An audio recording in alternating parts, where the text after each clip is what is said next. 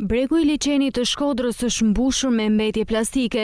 Zona është mbuluar nga shishet plastike, por edhe mbetje të tjera, duke e kthyer bregun në një hapësirë të ngjashme me një lëndë fill. Shumë nga mbeturinat janë hedhur nga vetë qytetarët, ndërsa deti i ka rikthyer ato në breg, duke bërë të dukshëm dëmin që po shkaktohet në mjedis.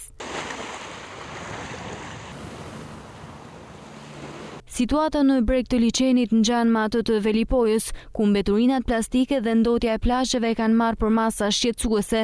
Mbetjet plastike jo vetëm që dëmtojnë bukurinë natyrore, por rrezikojnë gjithashtu biodiversitetin e zonës.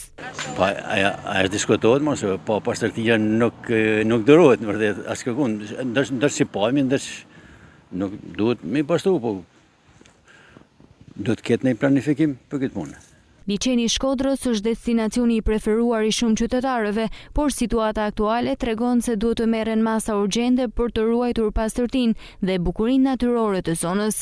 Pastrimi i bregut është i domosdoshëm për ruajtjen e ekosistemit dhe për të parandaluar që kjo zonë e bukur të kthehet në një problem të përhershëm mjedisor.